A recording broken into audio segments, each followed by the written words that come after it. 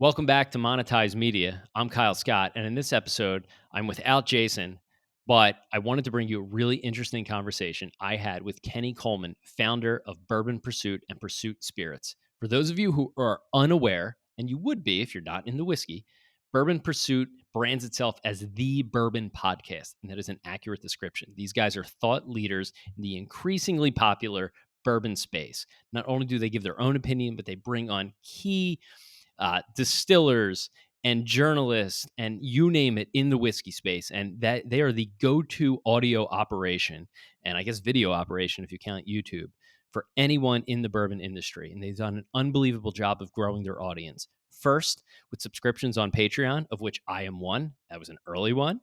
Then they started white labeling some barrel picks of whiskey to now they're launching their own spirits line, which includes distilling and aging their own whiskey, a process which, for those of you who don't know, takes years, like 5 or 6 years. So Kenny has an unbelievable story on how to not only grew his audience, but how he's monetizing it in a really unique way. So stay tuned. Here's my interview with Kenny Coleman of Bourbon Pursuit.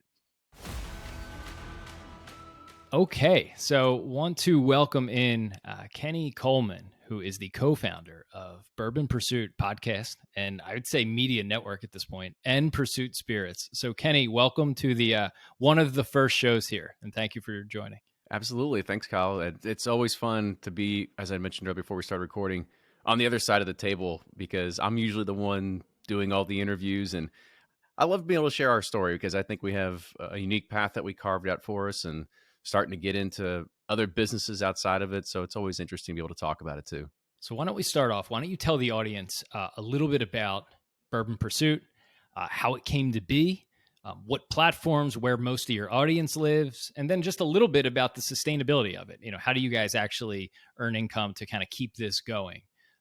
And then also, I hate this. So many podcasts at the end, they tell people where to find them. So I want to do that at the beginning and at the end. So after you kind of give your intro here, tell people where they can find you off the bat. For sure. So we are Bourbon Pursuit, or should I say, I'm one of 3 people that are the hosts of Bourbon Pursuit. We have a team of about 5 or 6 now, but we are the self-proclaimed official podcast of bourbon. So we bring on everybody that's in bourbon. These could be anybody from master distillers, authors, bloggers, pundits, anybody in the media, anybody who means something, people that are out there hunting for rare bourbon, liquor store owners, distributors. I mean, you name it, somewhere within the chain of the corn is made to is being drank from someone, everything in between that gambit, we try to bring some sort of interesting angle to be able to talk and share a story. So sometimes it's getting to know the background and history of the distillers, getting people to understand that if you like Maker's Mark, well, hey, here's one of the people that helped revive Maker's Mark that almost went out of business, and you get to understand the story of the iconic red wax versus people that are out there trying to get frustrated with always finding Blanton's in the wild or something like that. So we try to take a lot of different angles, and we try to do that and pivot and continually try to stay with new and interesting stories that going to keep our audiences captivated and motivated and want to continue to listen as well. And so we started that back in March of 2015. It actually ended up starting because of my partner in the business is Ryan. So Ryan Cecil, he's from Bardstown, Kentucky, from the home of the bourbon capital of the world.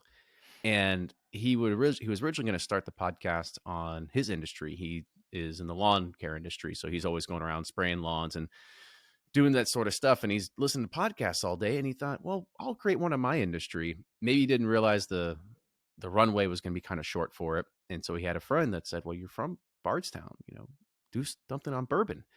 And so he came to me and he said, would you like to be interested in doing this? Because we weren't great friends at the time. We were acquaintances, but he knew that I was into tech and I knew the tech side of things. And I was really getting to bourbon. The bug had bit me. I was collecting, running around, hunting stuff left and right. And I said, well, let's go ahead. We'll see what's out there. And there was other podcasts that were starting out there, but there was more like B2B and news stuff. There was some other things that people were just sitting around a microphone saying, oh, this tastes like vanilla and caramel. And I said, there's got to be a better angle. Like there's got to be something else. Like I want to listen to something. And that's really what I found is when I listen to podcasts, I want to be captivated by a story or I want to learn something. And so that's sort of the angle that we took and really went the interview route of trying to bring on interesting folks in the industry that people could really start connecting with, and people could connect with those brands. And that's been, again, kind of going now for 6+ years now. So uh, it's always one of those things that it's easy to get a podcast started because it's a low barrier to entry. It's really hard to keep it going just because you do end up getting through some form of burnout, and that could be through the idea that you're not seeing the ROI. I mean, you kind of talked about like, how does the monetization work? I mean, it took 2-3 years before we start seeing really any dollars rolling whatsoever. And so when you're spending 18 months on a particular project and you're burning the candle at both ends, and you're spending 80 hours a week between your day job and this trying to make it successful, the burnout sets in. It's a real thing, and it definitely happened to me at one point, because we sometimes you get a sponsorship and $200-300 here, and you'd be like, all right, but that's not sustainable. That's nothing that you can really sort of hang your hat up on and say that's a definition of success, in my opinion. So I kind of put something out there on Twitter a long time ago, and I said, this is really getting harder to manage. I don't know how much longer it can go on. And I also want to always give a shout out to Mark Gillespie from Whiskey Cast. He was one of the big supporters early on that just said, keep with it, good things will come. And there was also somebody else that put it out there, and they said, hey, why don't you start a Patreon? This is the early days of Patreon. This is like 2016, 2017 sort of stuff, maybe 2017. And I sort of looked at it and I said, what the hell? Like, might as well go for it. And sure enough, before you know it, we had 50 members signed up, 75, 100, and we had some real reoccurring revenue that would make this sort of viable. And so that was going on pretty well for some time. We ended up bringing on, we actually ended up doing our first barrel selection. For anybody that's not familiar with the whiskey world, you get to go to a distillery with you and a group of friends and taste through different barrels and select your own barrel of whiskey. It's quite an amazing experience. And we did that with what we call a group of friends of ours that we have a monthly podcast with. And we ended up providing that as a mechanism for people in our Patreon community to go and purchase those bottles from a retailer, because they could be a part of it. They have a bottle from it. And so that sort of blew the doors off when we realized there's an opportunity here. And so we started figuring out how we could scale this up and do a lot more barrel picks. And now we have our own barrel pick program, and we actually have somebody on our team that manages and runs it as well. So that has been one thing that really catapulted the growth of Patreon. And now we have a little bit over, I think, 1,050 members in Patreon now. And so that creates a good amount of recurring revenue. And as much as I'd like to say people are there for the content, they're there for the bourbon, but that's okay. I'm able to own up to that. Don't sell yourself short. I think a lot of Yeah. people like supporting, someone they have an affinity towards and they listen to a lot. So Yeah. Like I said, hopefully they're there to support me, but hey, getting access to privately selected barrels of bourbon is a good perk as well. So that's what we'll say. So that's all right. So that's an excellent overview, and there's a lot to unpack there. And I want to drill down deeper on a number of things you touched on. And I'm going to start with the niche part. You mentioned Ryan and the lawn care industry, and I think one of the things that is really really important these days is actually having a niche. Old school media audience building were these big conglomerate publications that covered sports and politics and news and everything like that. And we've seen the internet be able to pick these things apart and put them in their own, their own barrels, so to speak. No pun intended. So, lawn care, yeah, probably too niche to develop a sizable audience that you can do something with. But to me, bourbon feels like a particular sweet spot where it's narrow enough but broad enough appeal to actually drive a sustainable audience. So talk to me a little bit about your thinking. What was the criteria for this being the sweet spot of getting an audience that you could really develop some deep ties into, but at the same time not being so broad as general alcohol or even just whiskey in general? Yeah. So one, I think it was kind of by accident, but I also want to preface this too, that maybe at the time lawn care felt almost too niche, but now you go on YouTube and there's people that have all kinds of just crazy taking care of grass and they've got millions of subscribers. So there's definitely a niche there that people, if you're really into things, I know there's a thing called like lawn talk on TikTok. So there's people that are really into grass and making sure that they manicure their lawns very nicely.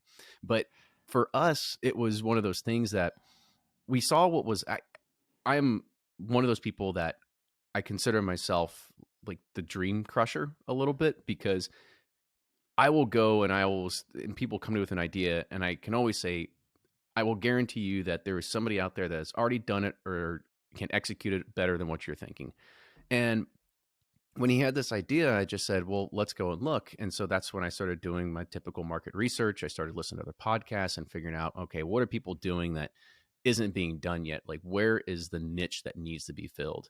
And at the time, the big podcast at the time was Whiskey Cast. I'd mentioned Mark from Whiskey Cast earlier. He was doing it, but he was covering the entire whiskey spectrum. And at this time, this is when we started in 2015, is really when the hockey stick growth of bourbon started becoming really well known in the marketplace and sales. People are starting to line up for Pappy Van Winkle. Like, the names are starting to get out there. And we just said, we're going to focus only on bourbon, because, and now I'm just so glad we did, because if we would have ventured off to scotch and rum and tequila, we would be able, there's too much content. There's just too much. There's already too much content with bourbon. Oddly enough, for anybody that's just listening to this and you're like, wait, there is. You'd be Yes. traveling more with scotch. Yeah. I mean, that's true too. But even on the bourbon side, there's 2,200 distilleries now across the United States. There's, you've got their 8 or 9 powerhouses in Kentucky that make 90% of the world's supply. But there's so many stories out there. There's things to unravel and things to kind of talk about. There's the aspect of the cultural side of things where people get upset because they can't get a bottle of Pappy Van Winkle. And those are the things that we like to cover and like to bring to our audience. So there are, like I said, it is, and I will also encourage anybody out there that is trying to find something, is to find that niche and own it, because you can, and to take a line from like Gary V or Gary Vaynerchuk, maybe that listens to him, like, you can make $80,000 a year just talking about peanut butter. Like, if that's your thing, because of the internet. Like, we live in a great time where it's very low barrier to entry to do a lot of different things. And bourbon was just the niche that we wanted to tackle in the podcast space. And we've been very successful with it, been able to grow it to a fairly significant audience. It's nothing. I'm always trying to figure out ways to pivot and grow the audience, but it's also, I have to understand that we're a niche of a niche of a niche of a niche. So A, you have to want to listen to podcasts. B, you want to have to listen to podcasts and alcohol. C, it's got to be about whiskey, but D, it's even got to be about bourbon. So it's really deep in there. But thankfully, there's a very large audience out there that wants to know more, and they want to kind of hear the same stories that we do. So it's a vested interest that we both have in it, and so we can hopefully try to make that connection with our listeners at the same time. Yeah, there's a couple of different takes on the Gary V take, which I've heard him say, and I forget who wrote it, but there's the concept of 1,000 true fans. If you could develop 1,000 true fans in anything, you can make it work. I've actually been thumbing through the 22 immutable laws of marketing, and one of them is creating your own market, right? If you're second in something, you're late, but if you are the best at just putting a unique spin on it, then you can own that market, even if someone else is close. So to your point, someone may have already had a whiskey show, but it was like, hey, well, all right, I'm going to carve out this. We're going to be the official podcast of bourbon, and just that unique spin on it, and just drilling down a little bit deeper allows you to be the first or the best of that, the leader of that. I know there are other bourbon podcasts, but I know when I first stumbled upon you guys a few years ago, I literally typed bourbon into Overcast, and then there was a bunch, and like what you guys had presented just in terms of artwork, and then upon listening to it was so clear. It was like, okay, this is the thing that is actually worth listening to. So it's really, it's really interesting. I want to spend some time on distribution and format, because one of the things, so you're a podcast, that's your bread and butter, so to speak. And you guys have the line extensions with the bourbon itself, which we'll definitely get into. But I was looking, I'm just going to read this off. This is really impressive to me. 13,000 followers on Twitter, 13,000 on Facebook, 188,000 on TikTok, 57,000 on Instagram. There's a Reddit channel. You got 1,000 to 2,000 paying subscribers on Patreon. and then 11,000 on YouTube. And all of the content on particularly TikTok is mostly you creating very native TikTok content. And I'm looking at you here, and I don't know if we look to be about the same age, right? Like we are not in the target demo for TikTok, but you're really good at it. And that is such a different skill set than, forget about the subject matter of bourbon, but podcasting in general. And then your YouTube videos have a different format. And it's not like you're just recutting stuff up and putting it out on these platforms. So talk to me just about your platform strategy, and then how much you focus on creating platform specific content versus taking the core content, which is the podcast, and then cutting that up and dispersing it out to those channels, because you guys do some really good native work on all of them, which is impressive. No, I appreciate it. No, the social media side of things, honestly, I thought we were too late to Instagram. We probably could have been, an extra 20-30% more than we are. That's because at the very beginning, back in 2015, I was like, who the heck wants to scroll and just look at pictures? That doesn't make any sense. Like, the dialogue is on Twitter. That's where the audience is. And so I put all my eggs in that basket, and I realized, okay, that might have been a big mistake. Like, granted, Twitter is great. We still do a lot of stuff there.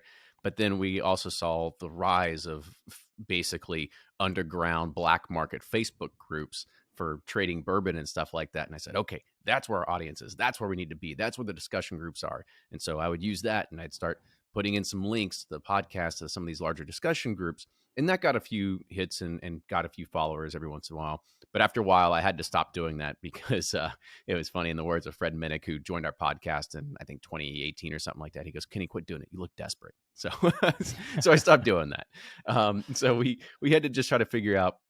That's like level one, when you've sort of like when you're starting to make it like, okay, I don't need to shill for my own stuff anymore. Yeah, exactly. It's like, you don't need to share your own stuff. Like, let other people share it for you. So like, that's one of those things that you can help with the growth of it. And really the social media side of things, like I said, I felt I was late to Instagram, but we were able to play catch up pretty quickly. And that's just one of those things that we try to make everything and even with TikTok is too. It's like, it's not about the podcast. It's about us. It's about what we're drinking. Like, we're trying to be a part of the community and just share the good content that you want to be. Now, of course, every once in a while, we're going to slide in some podcast core content stuff just to make people aware that, yes, if you're going to be following us, also know that we also have a great podcast that you can listen to. It's not just pictures of what we're drinking this week. And that's what we try to keep continually pushing, those angles of like, where does our audience live? Now, the TikTok thing, that blew up by accident, because it was a viral video, or should I say a video of mine that ended up going viral. As in, I was sent a promotional product from this company. It was this $800 copper ice press. And I put it on TikTok and actually showed me using it. At least the good thing is it had our podcast logo on, like, engraved on this piece of copper. But it's one of those satisfying things that you watch this thing drip down over a block of ice and you pull it back up, and then it's a circle. And all of a sudden, that you don't know what the algorithm's going to do. And that blew up. I go to bed, wake up the next morning, and it's got 3 million views. And I'm like, what just happened? And it keeps going and going and going. And by the end of it, we're up to 10, 11, 12 million views over the span of a week. And most of the people in the comments are haters, and they're like, why would people spend money on this? Like, eat the rich and whatever. So I was like, yeah, I'll just kind of not worry about that. And I made a few follow-up videos. I got in contact with another company that said, hey, we have a relationship with Dwayne "The Rock" Johnson. If you could do one with his tequila, we might be able to get him to repost it for you. Well, I'm not going to say no to that opportunity. So it's exactly what I did. And lo and behold, about 2 weeks later, on Terramana Tuesday, The Rock sits there and reposts my video with my hands in it and stuff like that. So it was one of those cool things where, you got to see the spotlight just for a minute, your real 15 minutes of fame there with it. But that's kind of how TikTok blew up. But I've been able to try and continually convert that audience into podcast listeners. I use a bunch of different tools. Shout out to beacons.ai. I use them as my social media sort of website to utilize for quick links and stuff like that, because it can track exactly what social platforms you're getting the most links from or the most click-throughs. And I can sit there and see, okay, well, we need to put more focus on TikTok, or we need to do it through Facebook. We had this many links go, or this many clicks go to this particular. So I try to take the data and pivot and try to figure out what can I do with it. And so that's just the social media side. The core platform stuff, it's I try to just get it as many places as I possibly can, and try and let the content do itself. So I've also, as a part of this, is I've automated a bunch of stuff on the back end too, because posting it to 19 different social media channels, as Reddit and all these other places you said, it can get very time consuming. But with a little bit of coding work and some help with Zapier and some trial and error, in the span of a few days, I was able to take a published podcast, and now it automatically distributes to 19 platforms the morning it's released without me having to do anything. So that's sort of one of those things that I'm able to kind of blend my actual job with this hobby of mine, and help bring some more time back into my life. Because as I mentioned earlier, Kyle, when you're spending 80 hours a week burning the candle at both ends, it takes a toll on you. So any way that you can shave off a few hours that you would spend doing routine work is where I would look to try and automate a bunch of things that we do for the show. Yeah, it's impressive, and I want to get into the automation piece in a second, because I did hear you talk about this on another podcast. I believe it was Wild Business Growth, which was really good, and it sort of informed some of my questions here. But you mentioned the full-time job part, so I think for so many people who are creating content of any type, and I've been here as well, where you have a full-time job, and now you have this thing which clearly has traction, which you clearly love doing and are enthusiastic about. And speaking generally here, talk about the time demands of that, because you're not just a podcast anymore. And this is what I was kind of getting at with the question of like native content. It'd be one thing if you had automated a script to cut up or take a clip from a podcast and kick it out to TikTok. It's another thing altogether that you're recreating whatever the viral thing of the day is on TikTok, where it's some cheesy pop song and you're somehow spinning that into bourbon. That takes a different level of attention, and you seem to be doing a lot of this yourself, or with a very small group. So talk about the time demands of doing everything that is required to do here. And do you batch things together? And then, I know you're married, right? So there's family time on top of that. How do you balance these things together? Yeah, much to my wife's chagrin, I'm very much one of those people that I feel like I had to be productive all the time. I'm not one of those people anymore that likes to sit down and waste away my nights watching TV and getting caught up on latest shows.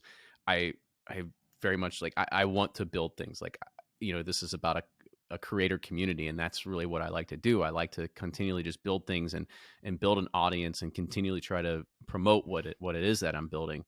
And so when you're talking about the TikTok side of things, oddly enough, I joined TikTok, like, it was pre-pandemic a little bit, because I was like, all right, I'm just gonna go figure out what this thing is.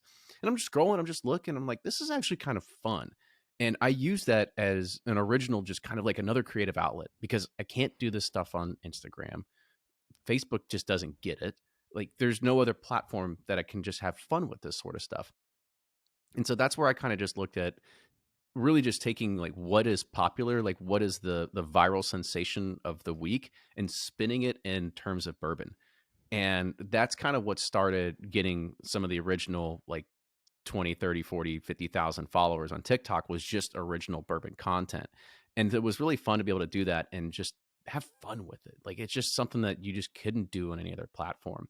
And now you have a lot of the people coming into TikTok, and they're doing bourbon reviews, or they're doing other things on there. And so the platform is growing, and there's now a bourbon focused community inside of TikTok, which, it was funny. Like, I got to TikTok to get away from the bourbon stuff. Like, it was my release of just like not always bourbon, but it's something that's just fun and completely different. It's my moment of zen to kind of break away from reality, if you will. You probably benefited from being relatively early. So what was that like on Twitter? I mean, I'm just looking at the follower counts here. TikTok is astronomical, right? So today, if you go on Twitter and you just start something fresh, it's going to be much harder to gain followers one-to-one as it will be on a newer platform. So were you amazed at how quickly you were able to get audience on TikTok because you were relatively early. And then I guess the moral of the story is once anything reaches a critical mass, then everyone floods to it because it's just a new all-purpose platform, which TikTok is now. But even 2 years ago, it was relatively new. If you weren't, it was it was a teenage 20 something thing very early, and then now it gets to become Facebook eventually, where the grandmoms are on it, and then you move on to the next thing.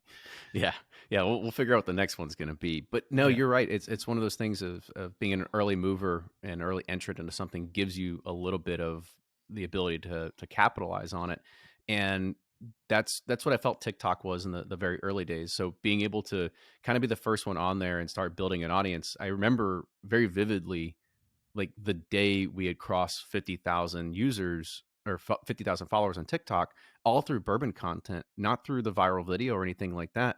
And I talked to our team, I talked to Ryan, I talked to Fred. I go, guys, we just hit 50,000 followers on TikTok in 6 months, which took 4 years to build on Instagram. Like, there's something here that we need to start really focusing on. Now, granted, I haven't been able to pay as much TikTok, much attention to it and do stuff because of time management and stuff like that. So, as much as I'd like to be able to take some other recommendations that said you need to be posting three TikTok videos a day, like it's not possible for me. I've got my work. I have to be able to pay attention there, of course, family and the podcast and everything like that. So I do try to balance it out. So when I do post things, I try to do it in a quality way, in a fun way, and it's not always just promotional or something like that. So anything that continually involves other people or tries to see the fun in what we're doing and what we're building.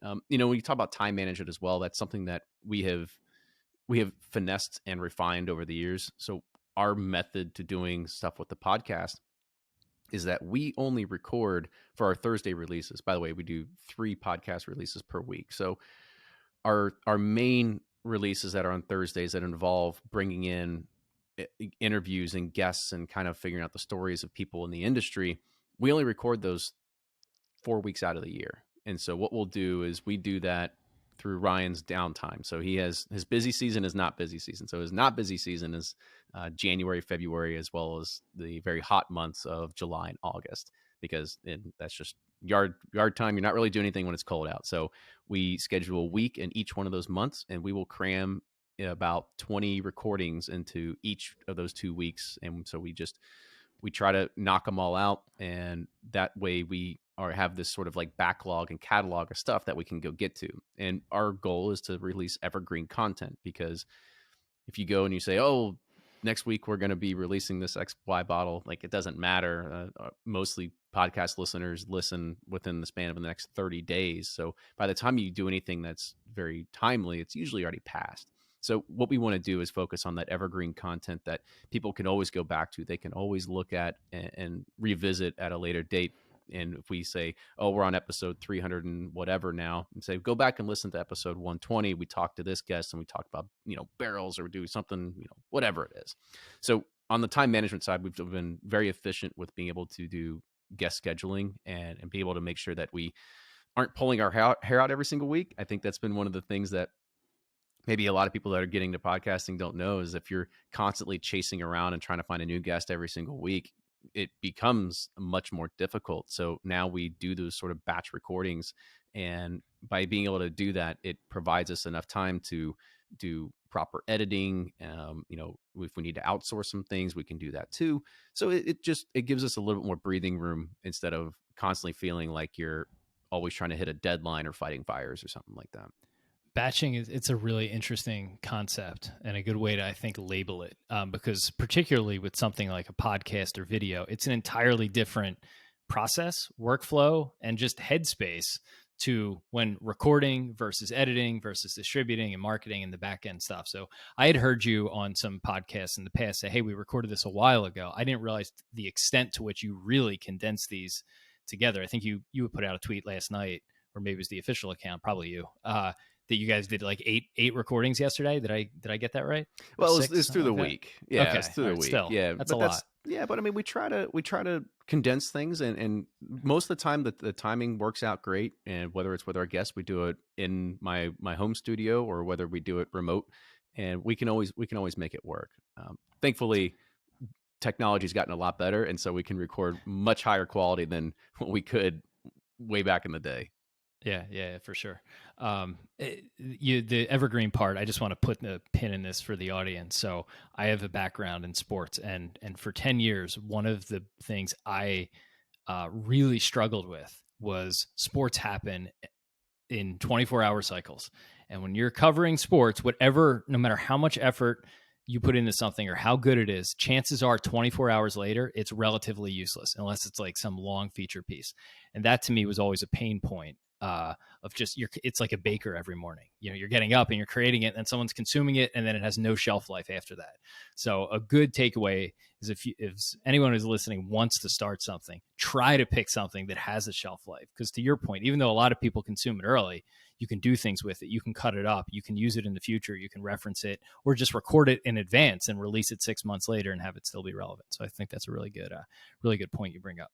Yeah, we're selfish and lucky in that regard too, because we can, as you'd mentioned, we can reuse content if we need it. Thankfully, we haven't had to. It's not like there's been a moment where we said, "Gosh, what are we going to talk about this week? Let's just go and recycle an old episode." We haven't had to do that. There's always something to be able to talk about, but we do lend ourselves that capability now by being able to have a bunch of this old evergreen content. And I should also mention, the time management side.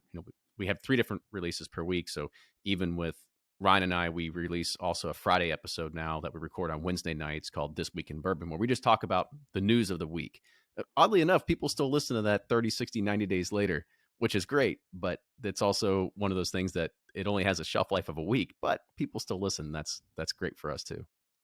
So yeah, so you get to a good point here. So I wanted to ask you about the interview. So in the beginning, and you still do, it's mostly an interview focused show, but you were an interested observer early on. You were interested in bourbon. You wanted to talk to people who had great stories, and then you could be a great conduit to the audience that was interested in this. But over time, at least in my view, you guys have now become an authority, let alone having your own bourbon, which we'll get to in a second. But you guys have become an authority on bourbon. So you're not just interviewing people who are relevant. You guys now are relevant. I'm sure people later, like me and many others, want to talk to you about your thoughts, maybe not on creating content, but on bourbon itself, right? So talk about that transition. And was that weird for you? Or it was like, hey, we're just helping. We're kind of a fan here, interviewing people, and now people want our take or want our reviews and our whiskey quickies and things like that. Was there a point where you noticed that shift? And then how important is it to establish the legitimacy first? I think one of the key mistakes I always see with people, creating content on any platforms, everyone's an expert, but it's like, okay, well, what have you done, or what have you done to prove to me that you're an expert? And I know Gary V, if we're talking about Gary V, he's on this all the time. Don't be fake, right? Everyone's an entrepreneur on Instagram, but show me that you've actually done it. So talk about building that legitimacy, and then becoming a literal expert. No, that's awesome for you to say. It's funny, we still don't feel that way. We're always trying to say that people are going to find out we're false or we're faking it all the time. But it's one of those things that we didn't come into it thinking, oh, we're going to go ahead and build up our knowledge and then we're going to turn it around and we're going to do all this sort of stuff. A lot of this stuff just happened by accident. It was maybe just a natural blending process at the same exact time.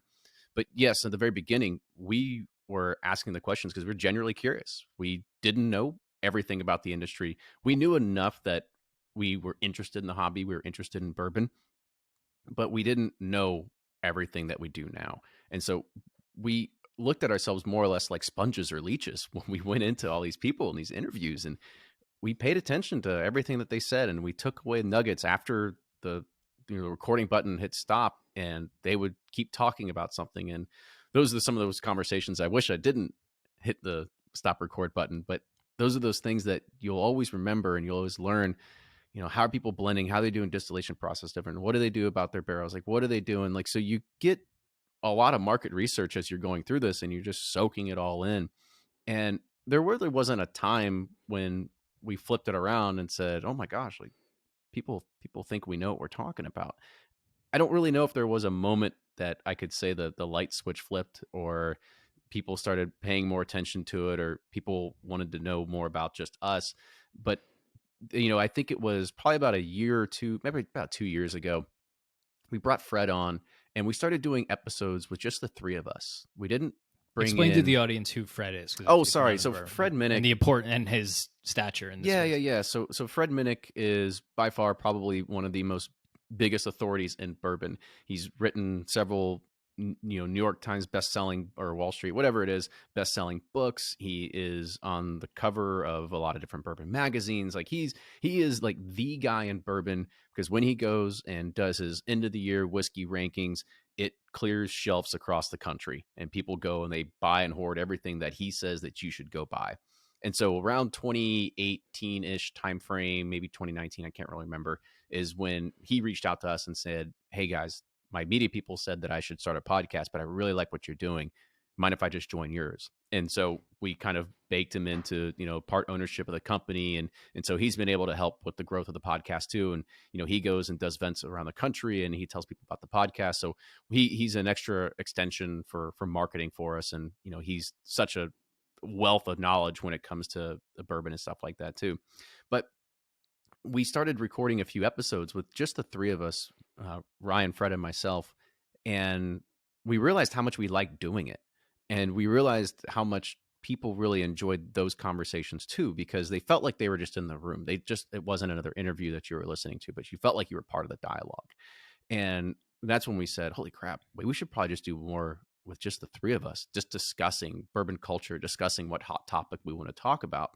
And when we started doing that, I think that's when we realized, okay, people actually care what we think about. And we're getting ready to go into another episode here in the future. It will eventually be released, where we looked at the market and we said what's out there. And this is also another validation. And we never anticipated this happening. When people will go to a different distillery, we'll go to a bar or a restaurant, we'll have a logo on our t-shirt, and people will go, "Oh, I love the podcast. Like, really cool. Really, really love what you're doing."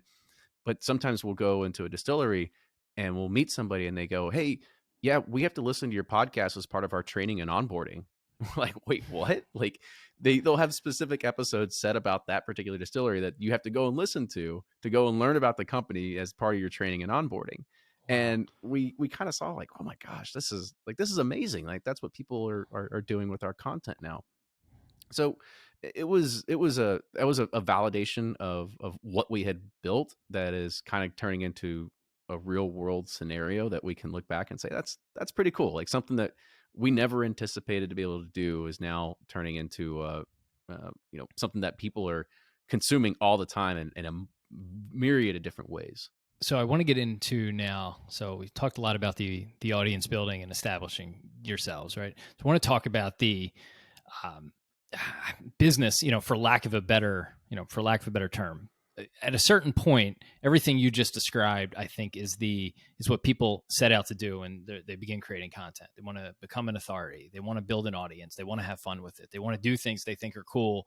For you, it's going in and seeing people at distilleries say, "Hey, I got to listen to these guys." It's having the authority, someone like Fred Minnick, come to you and you don't have to recruit him. He's recruiting to be a part of your show. I mean, that's got to be a pretty big feather in your cap.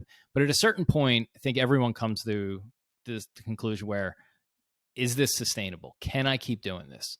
Both the time commitment and am I bringing in income to either, justify the time I'm spending on it, or not lose money and be spending my own money to make this work? Did you have a point where you were like, I don't know if this can continue on? Something needs to change. We need to flip a switch and get some more cash flow to make this work, or just sheer burnout? And if Yeah. so, what was sort of the impetus behind that? And then what eventually got you to get over that point? Yeah. I also want to tack on something to my last thought before Yeah. I went over there, because I said we're going to be doing a new episode, and what gave us validation is that we have talked to other companies and they said, "Oh, we've learned something and we shifted our market focus, our brand focus, or we did something because of what you said in the podcast." And so now what we're doing is we said, "All right, well, we're not going to get into complete consultation or advice or something like that, but what we'll do is we're going to give it away for free." And so I put something out there and I said, "Go ahead, fill out this form. If you have any questions about like how you would see your brand changing or anything like that, put it in here and we're going to use it on an episode of the podcast. We're going to start maybe a new series of giving away free consultation advice." So it's just one of those things that we're trying to figure out new and interesting ways to be able to do stuff like that. Yeah. So on the sustainability side, yeah, there is, as I mentioned earlier at the top of the show, there is this overwhelming sensation of like, is burnout going to happen? And a lot of that comes because you don't see the ROI, you don't see the followers, you don't see the money coming in, you don't see all this sort of stuff. But you stick at it, you stick with it. At some point, there will be something that flips and starts working your way. For us, it was somebody saying, go start a Patreon. It was doing the first barrel pick. Fred wanted to join. Those are like three potential moments where things just completely turned for us. And you kind of saw the numbers start rising. You saw the money start rolling in. And at some point, yes, you start bringing in all this sort of stuff. But as you start bringing on other things, you start doing the program. You start trying to figure out, how do I keep my paying audience on Patreon always engaged and keeping them informed of everything? Like, all that stuff even takes more time commitment. And yes, you have to build it up by yourself until you get to the point where you say, and this is, I had to give a, tip of the hat to Ryan on this one, is he's always said, you need to hire the right people when you feel like you're overwhelmed with something. And fortunately, one of the great things about building a Patreon community is that you have like-minded individuals that just want to help see you succeed, and they want to be a part of what you're building too. And for lack of a better term, we don't have to pay them either. We pay them in whiskey, which is great. We pay them in whiskey and high fives. So we've had the ability to bring on people that are taking care of our barrel pick program, because that alone takes up 10 to 20 hours a week, usually, because of scheduling and doing randomizer videos and trying to logistics planning. Like, it's a lot that goes into it. But you give them access to some of the same great whiskey, and I'll send them a few bottles a year to say thank you. And it's a great relationship that's being built off of it as well. There's somebody else that manages our sticker creation for barrel picks, which, if you're not in the whiskey world, you might not know about it. And then we also had the fortunate opportunity is when I suck at sales. I'm terrible at it. I can't sell ad space for anything, and I don't like to cold call people. But when Fred came on, he said, hey, I've got this guy that did all the sales for Bourbon and Beyond, which is a music festival here in Louisville. And he knows all the distilleries, and he can help sell ad space. And I said, give me his number. And so now we have somebody that is on contract basis that all he does is go and sells ad space for us. And that's great, because that's revenue that I wouldn't be able to generate on my own, because I'm focused more on the content delivery side.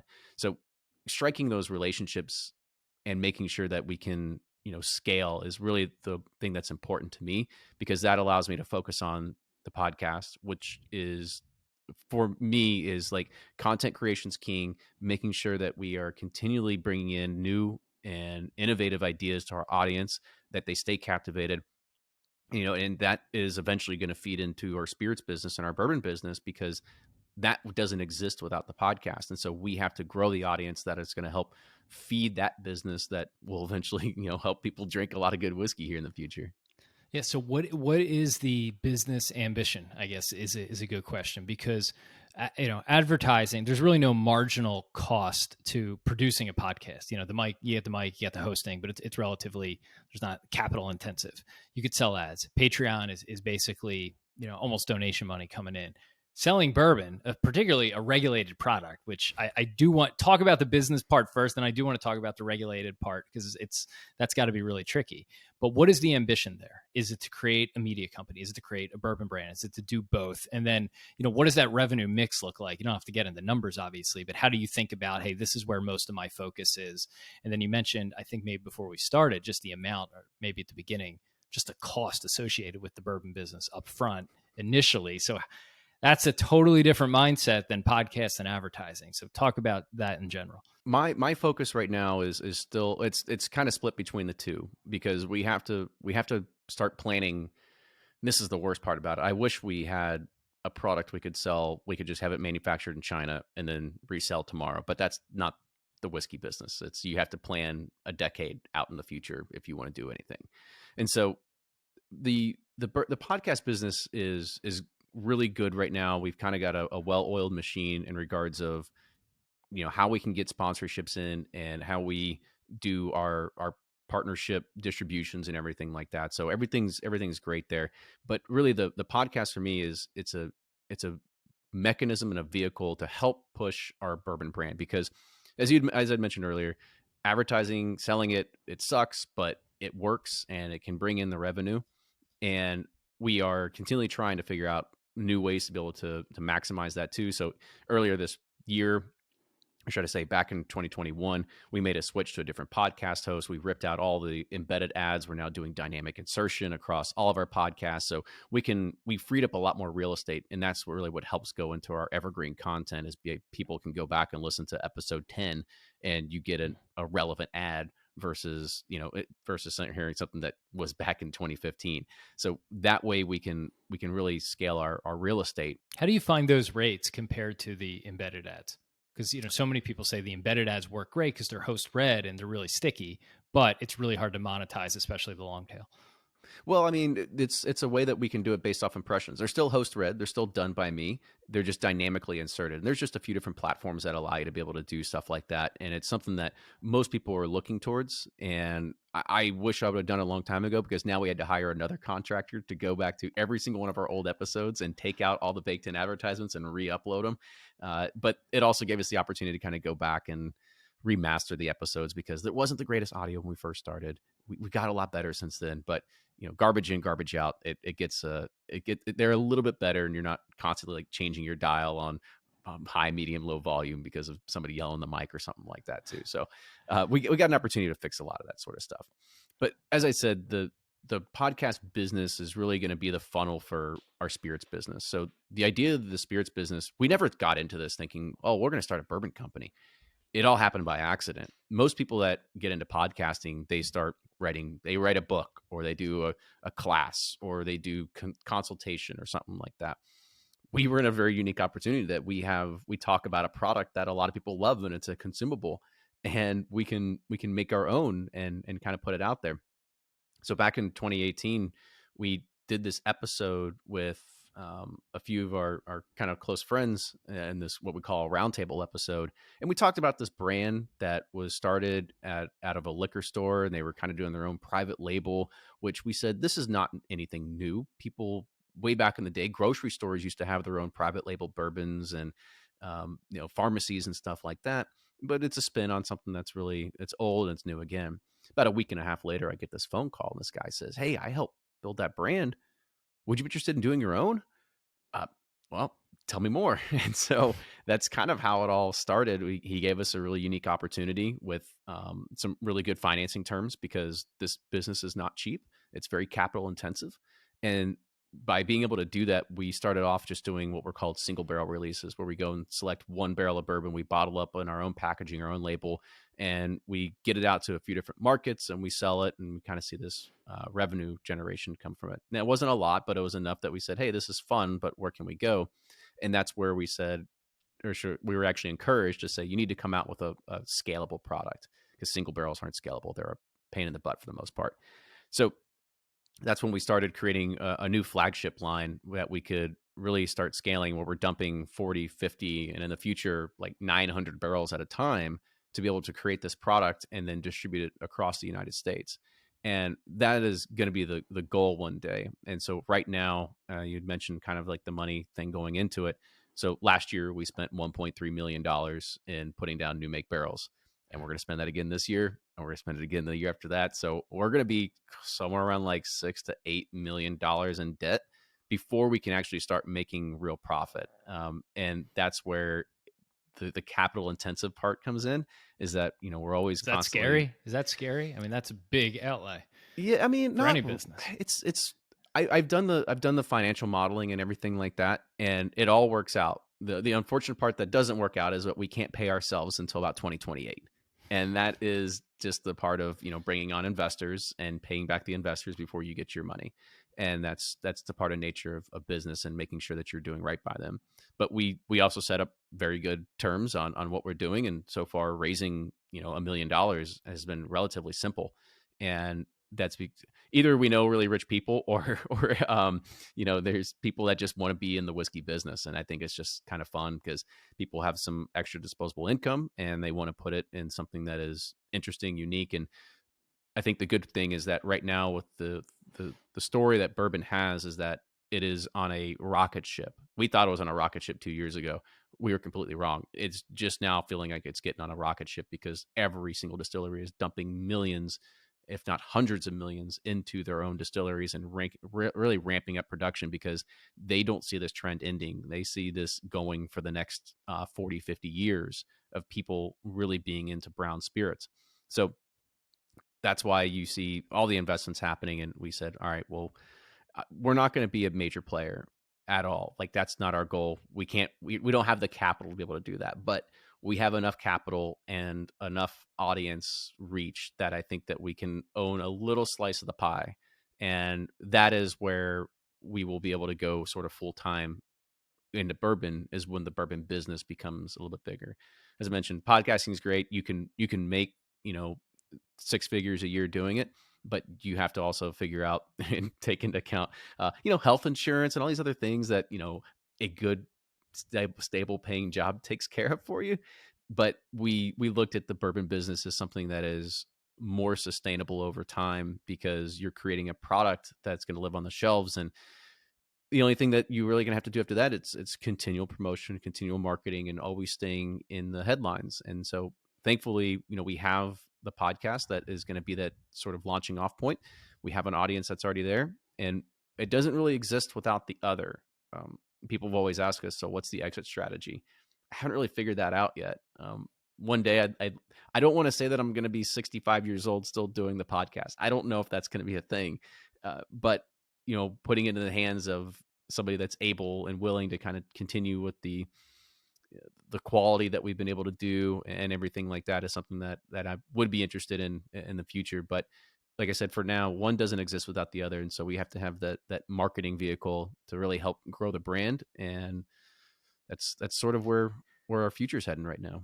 That's such I think, a general theme of whatever content creation has been over the last 5 years or so. You have so many legacy companies that were product companies, and pick your niche, and they are trying to back into how do we get our own content that we can build.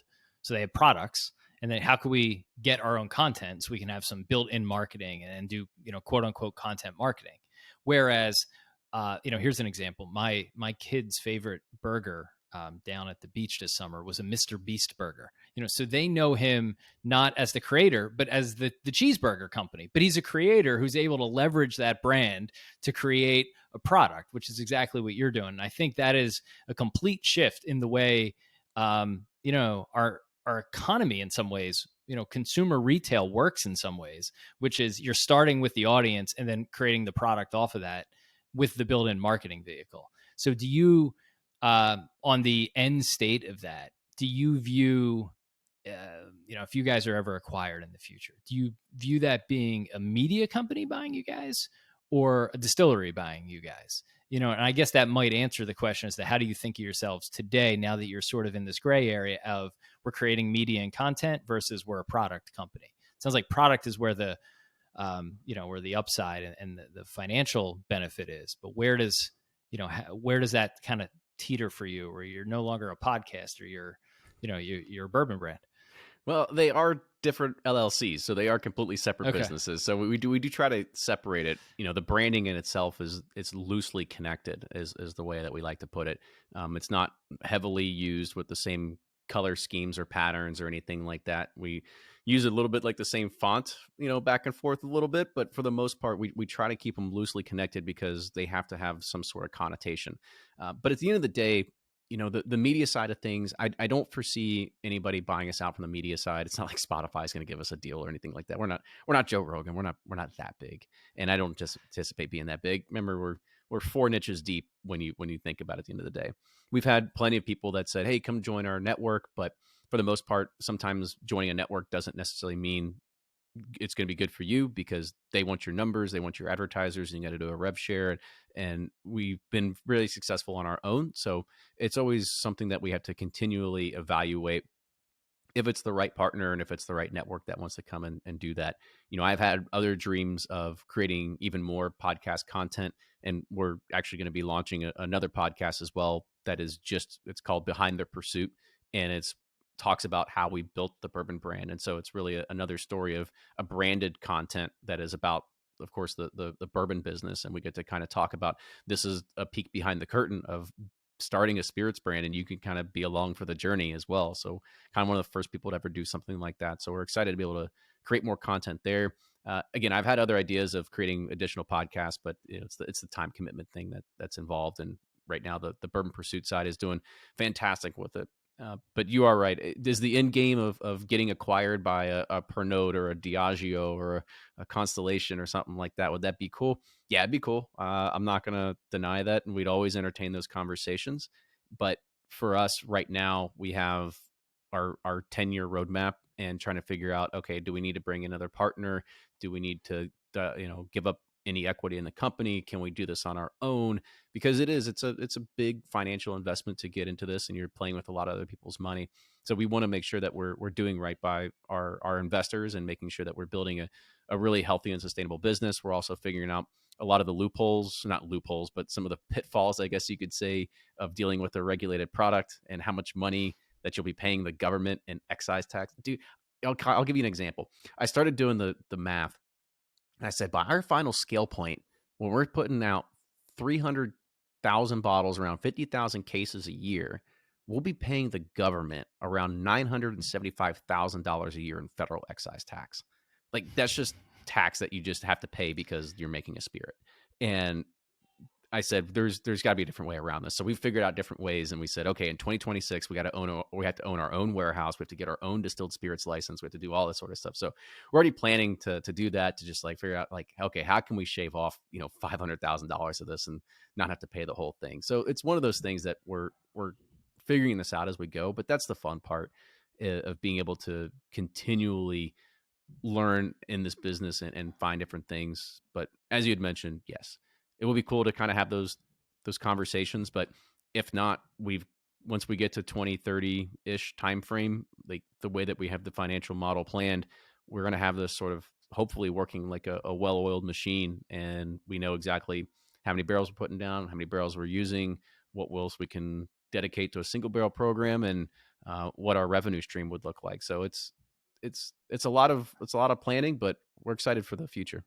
That's so great because it's not. I mean, so many people with an audience just white label a product and completely outsource it. But you're talking about opening up, your own warehouse. So you're doing this as a full on business, and never mind the fact that it's 10 years out. And for people who don't know, the reason it's 10 years out is bourbon's not good unless it's aged, right? I don't know. I'm sure you have an opinion on the minimum. I mean, 6 years it starts to get right. I mean, 6 to 10 years probably the sweet spot, but it's a long-term process to create good whiskey. I'm up here in the Northeast, and there's some Pennsylvania distilleries, and some of their stuff is good, but it's young. It's 2 years old, right? And you can notice it in the taste. But you guys not only are building the actual business and not just slapping your name on something, but then you have to wait to actually really monetize it in any way. That's a lot. Talk about the regulated part real quickly, like beyond just the dollars and the taxes, just dealing with that. Because I remember seeing emails from you, I guess when you were doing the barrel picks, about how difficult it was just to be able to ship it to somebody who was a subscriber. Because I'm in Pennsylvania, like forget about it. The state you're in the nuts. Worst states for it.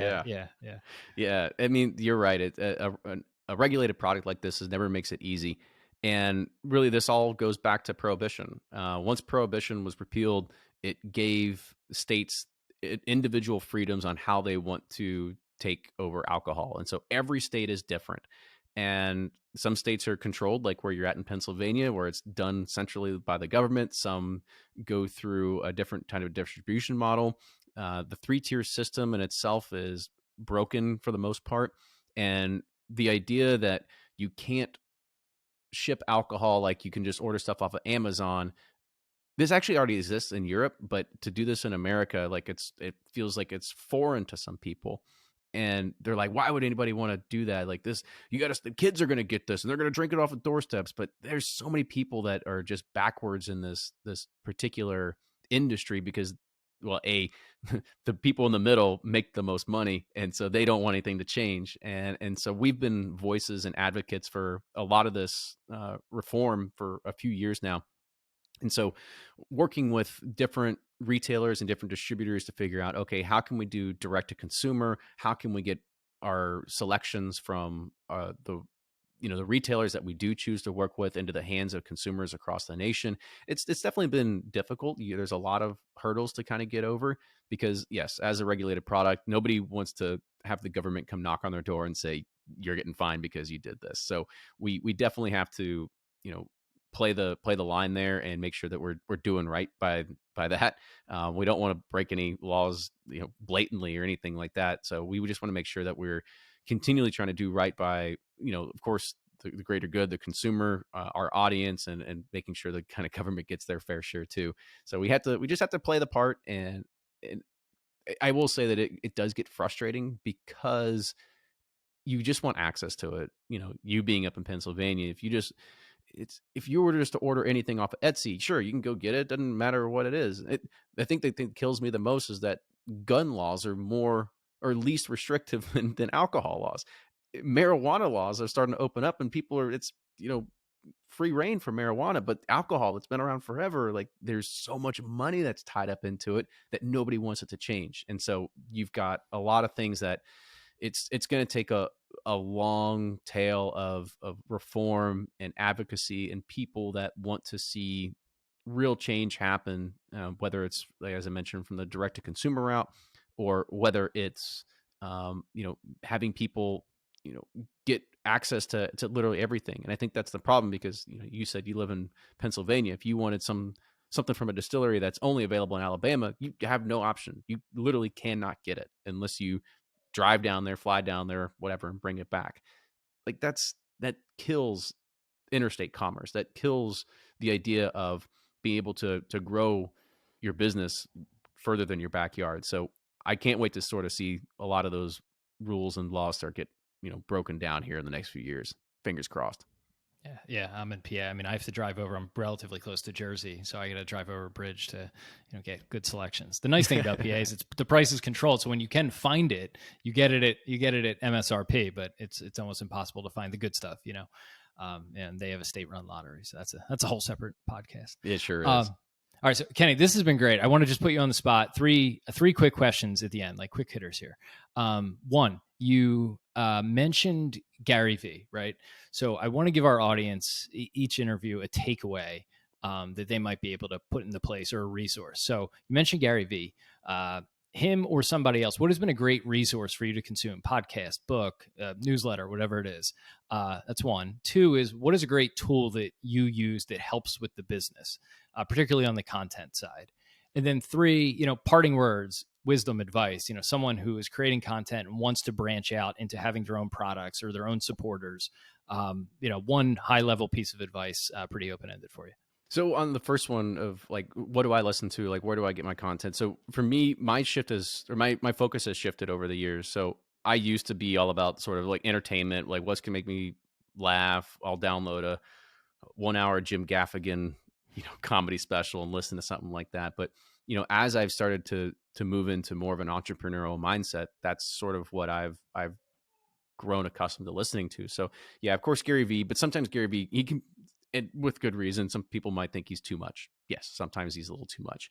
I like Seth Godin of Akimbo. I think that's another great podcast, because it's just more of a, looking back. It's not all about like, you got to go buy NFTs today, like blah, blah, blah. Like it's very retrospective, looking back at sort of a wider landscape, and really good business acumen that people can follow. There's another one on the Ramsey Network that's called Entrepreneurship or something like that.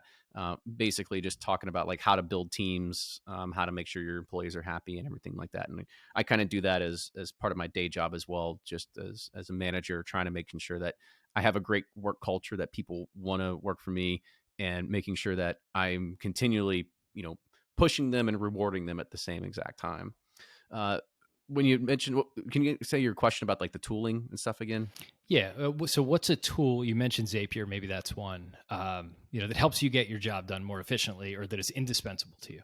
You named it right there. Zapier is by far the tool that I can't live without now that I started using it. I originally built it as a way to do a little bit of automation. It might have been on the social media side, but as soon as I started getting into it, I mean, I probably have 40 different things that run in there now that are constantly telling me if I get a new follower on Twitter that has over 10,000 followers, I need to go and check out their profile. Just doing things that are being very selective on making sure that I am good with my time because I can automate a lot of these things that I would typically have to go manually do. So Zapier is one tool to be able to do that. I'm always looking for new ways to find the ability to make it easier for myself to do time management or to do podcast promotion, production, or anything like that. So I do like Zapier. If you're doing your own podcasts, I'm a big fan of using Auphonic as a online tool to be able to do simple sort of like noise hum and leveling and everything like that. So if you're a podcaster, I definitely go and check that one out. That's sort of the cheap and easy way to get it done versus saying I need to outsource somebody that knows how to do EQing, which we do now, but we do it when we know our for like the episodes where or just Ryan and I were doing it and we know exactly what we're going to get out of it and we know that we can do it with really high quality. We don't need to go and offload it to another resource that does, all the EQing, and we have to pay a good chunk of money to be able to do that sort of stuff. And then lastly, you said sort of advice on other for content creators. I mentioned it already, is that burnout is a real thing. But I would also venture to say that when you're making your investment into trying to become a content creator, whatever platform it is, make sure you invest in the tools and the equipment that's going to give you the best possible quality. I think at the very beginning, and I feel at the very beginning of the podcast, we probably lost a lot of people that go back and if they started on episode 1 through 100, it probably sounds like crap because what should I say, 1 through 30, 1 through 30, we'll say that because we actually started the podcast, not with these Shure SM7Bs that are connected to mix pre things that all cost like $1,200 to even have like one microphone running. Back in the very beginning, we had a Blue Yeti that was connected to a laptop and we sat around it and all talked. It was terrible, like terrible, terrible, terrible quality.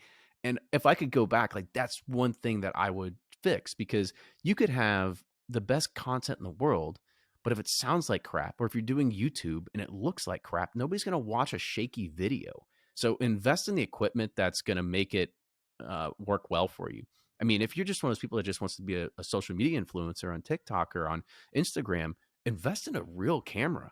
Like, granted, you can do a lot of cool things with an iPhone 13, but you're going to get a lot better quality if you're using a DSLR at 4K and you can upload that stuff. Like it's going to show.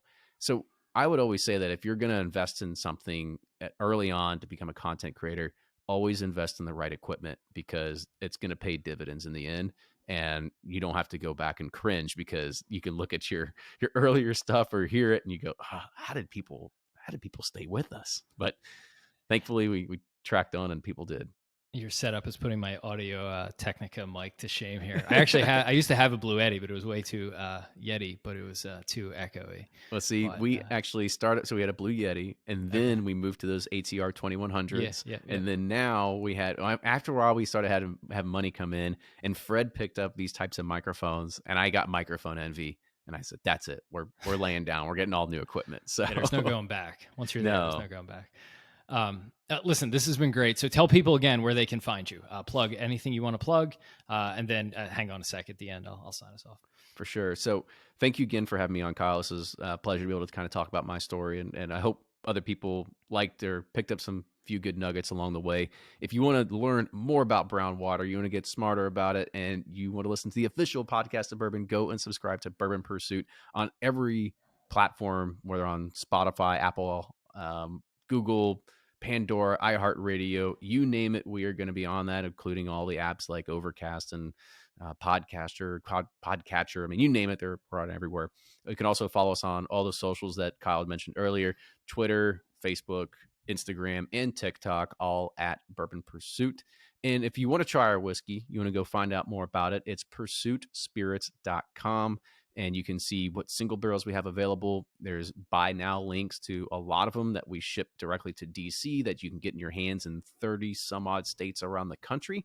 And we are going to continually growing that brand over the next 5 to 10 years. And so hopefully if you don't see it on your store shelves, you will in, like I said, probably close to five or so years, but we are on store shelves in Kentucky, Tennessee, Texas, Georgia, and Colorado. Yeah, like 5 states, and we'll soon be in Ohio. So we're excited to be able to continue the distribution and get on more retail shelves around the country. So also Pursuit Spirits on all those social channels as well.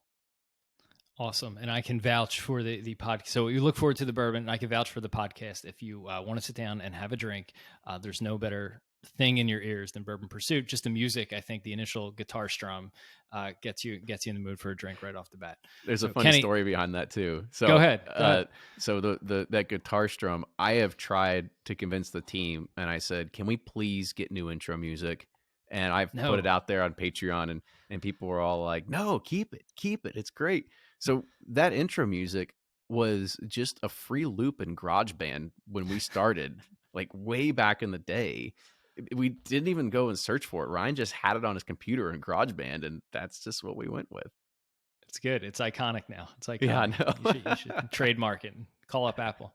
Yeah. All right, Kenny, thank you so much. Really appreciate it. Best of luck with the podcast and the bourbon brand. So that was Kenny Coleman of Bourbon Pursuit. Just an unbelievable interview. There was so much there that really sticks out for me. But the key is how Kenny has really cracked the nut of having a product that you're able to sell to your audience. Most people in the content game, not all, but most people monetize through products by white labeling things, easy things like apparel. Some have gone a level up. You take someone like Mr. Beast, who is selling cheeseburgers, and he's finding um, kitchens or ghost kitchens throughout the country who can make a burger to his spec and slapping his brand on it, which is a branding play. But Kenny and team are doing the best of both. And that not only are they using their brand to create an offshoot product in whiskey, but they're actually making the product from scratch. And again, for those of you who don't know, making whiskey is not easy. It's not just like making a product, manufacturing it, and selling it, which is difficult enough. You have to sit and let it age 5 to 6 years, and then you have to find out if it's actually any good after that period. It's hugely capital intensive. It's an entirely different business than content or even selling simple products, especially because it's such a regulated industry. Alcohol alone is regulated, and then you think about selling it online and across state lines, and it's a whole thicket of complex navigation that, frankly, I wouldn't even want to go through.